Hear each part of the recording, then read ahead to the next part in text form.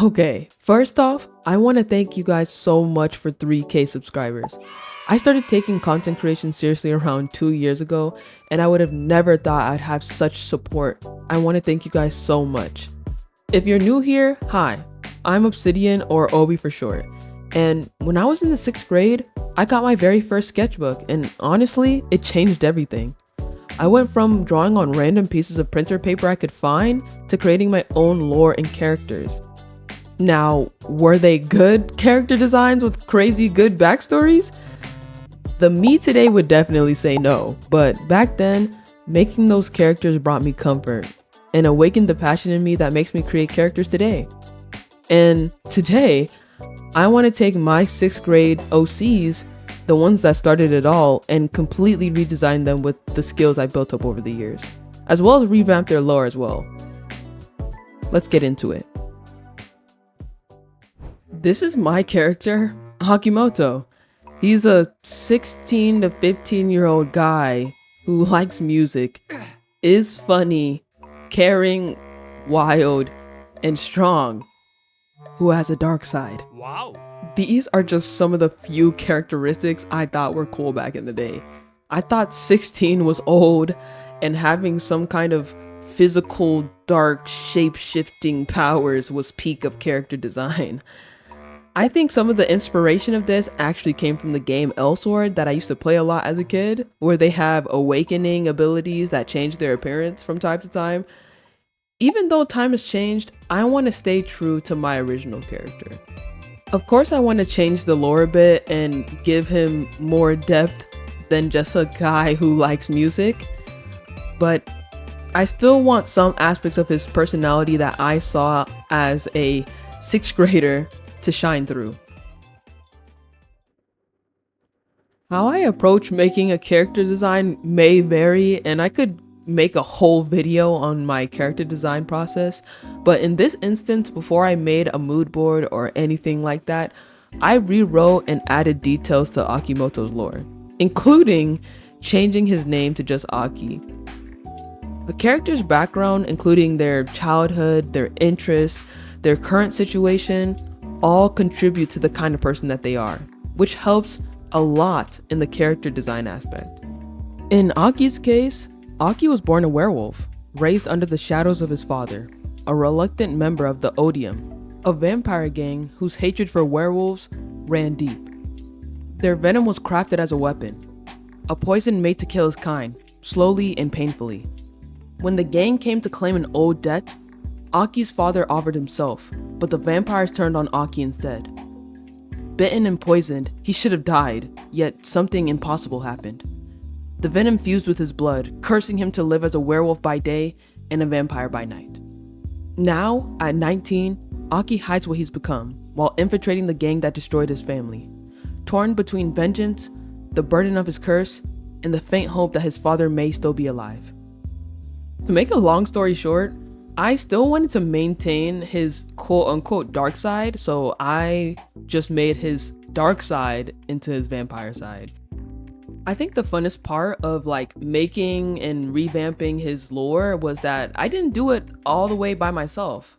I got help from my Discord community. If you're an artist, a gamer, or creative in general, and you want to be around other creatives, consider joining my Discord. The link will be in the description down below. Another aspect about this character is that during the daytime where he's in his werewolf form, he's actually a servant for a vampire noble. And I wanted to showcase that by giving him a butler uniform.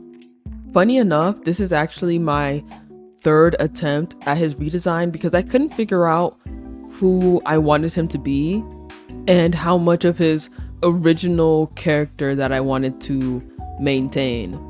Speaking of that, I'm about to go into a quick ramble about something, and it's regarding OCs and trauma. I feel like a lot of people have trauma and OCs just to have them and not to actually affect their character. Like there's no repercussions that affect them today, and it's just to have something happen to them.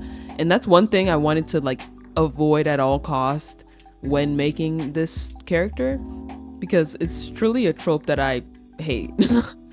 I feel like it's bad character writing in general because, like, let's say you have a character who has neglectful parents or something. How does that childhood reflect their adult life? Because at the end of the day, your OCs can be relatable to people in real life. So someone who's like that, overly independent, maybe they think making friends or any human connection is a waste of time because they can do everything themselves. Or maybe when they actually do need help, they think needing help is weak. You know, you have to, I like characters that have depth, like not just trauma for the sake of having trauma. Of course, there's always going to be exceptions to this, but I feel like at the end of the day, it's about how intentional you're being when making your characters' background stories. In this case, when I was making Aki, he has a lot of self-hatred because he literally became the creature that destroyed his entire life. And he struggles with accepting that part of himself now. And my translation of that in his actual character design was making him visibly gloomier and edgier. I kind of wanted him to be the opposite of how he is when he's in his wolf form, because that's the form that he's the most happiest in and feels most like himself. Whereas this new vampire body just feels like so foreign to him. And something I even thought about exploring is that, you know, most vampires need blood to live. That's how they get their nutrients and that's how they feed. And I kind of wanted to explore how this dynamic would affect Aki. And I ultimately decided that he is going to work like a standard vampire. So he still craves blood, but he rejects that part of himself so much. And when he first turned, he'd practically starve himself because he just hated that part of him so much. Also, when I was looking through my sketchbook, I found that he has a boyfriend named Haru, and I debated if I wanted to redesign him as well. And I kind of have an idea for what I want him to be in the story, but if you guys want a second part to this where I redesign him as well, comment down below.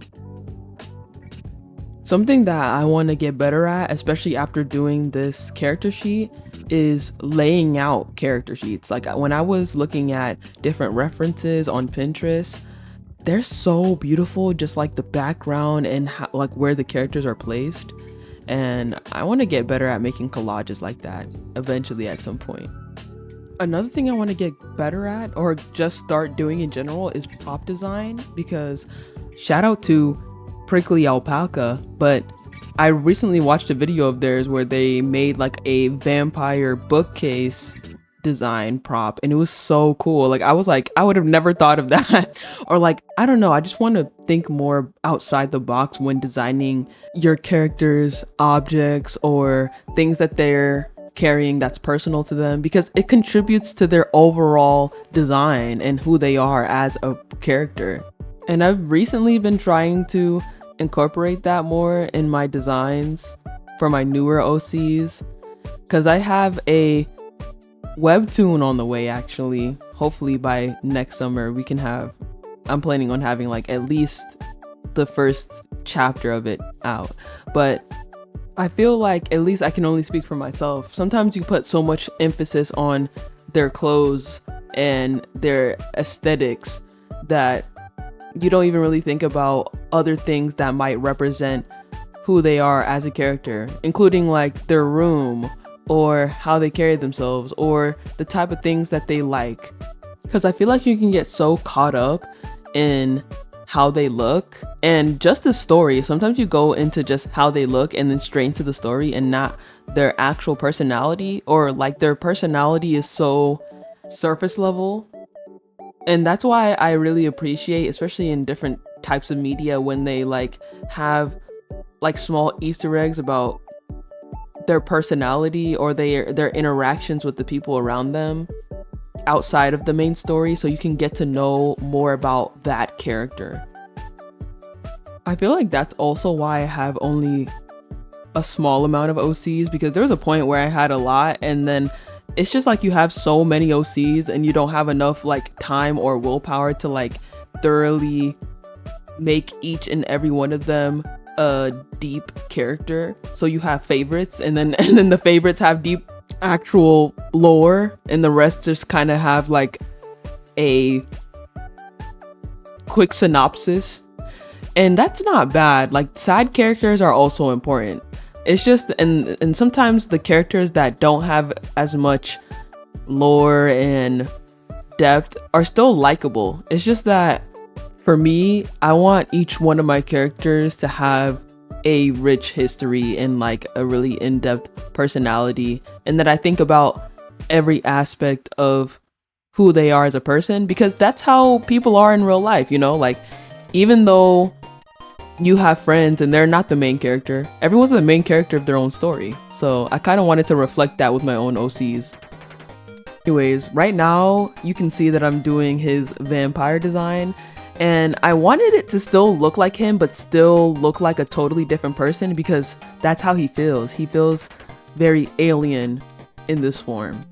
And at first it was actually really hard coming up with the fit for him, but I ended up liking what I went with, and I also added textures. You'll see when I get to the rendering process, because I usually don't put textures on my clothes, even though I probably should, and that's something I should incorporate, and I'm definitely gonna incorporate it from now on, because it just added like a level of detail that I want to start incorporating in my art in general. Because I talked about it on streams, if you see me stream, because I stream on Twitch every week, if you're interested in that. But I want to get better at rendering. Like, I want my renders to look so clean. And whenever I'm on Pinterest and I see examples and I'm looking at references and they just look so clean and look so like real, I just get so jealous. Like, hopefully one day I can make art like that. And it's kind of funny because people ask me how I render and I don't even know how to answer them. I think it's just like observance. Like, I just observe a lot from like how other people render and like the folds in the clothes. Like, I feel like anyone who wants to get better at rendering clothes should definitely look at real life cloth and fabric and how it falls depending on which part of the body it's on and the type of cloth it is, because those all like are important information when it comes to rendering them.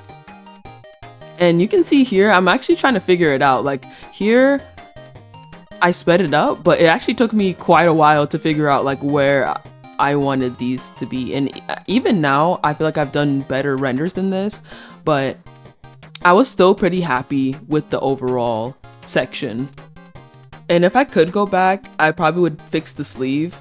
I'm saying if I could, like I can't just fix it now, but I'm just saying in this moment, if I could go back in time, I would fix the sleeve and like re-render it on the left side, and then probably add like some type of blue bounce light, because I love bounce light.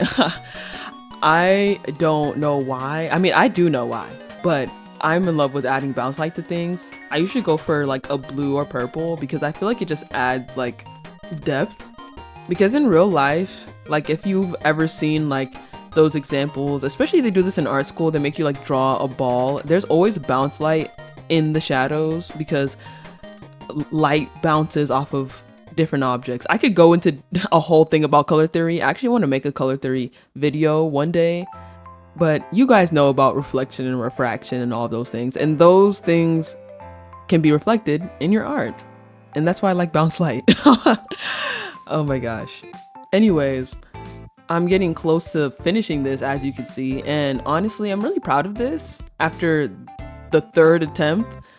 And I like being transparent about how many times it takes me to get things right, because I feel like a lot of times in art videos you see the final and you don't see the drafts and how many takes it took. And I know as a beginner artist, especially speaking for myself, I remember just being like, why am I not getting this the first time? But that also might just be the perfectionist in me.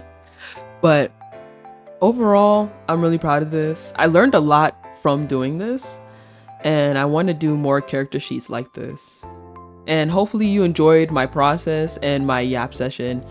I want to start talking and giving more commentary during my speed paint videos, but You know, let me know in the comments if you like me yapping during my speed paints, or if you prefer the music.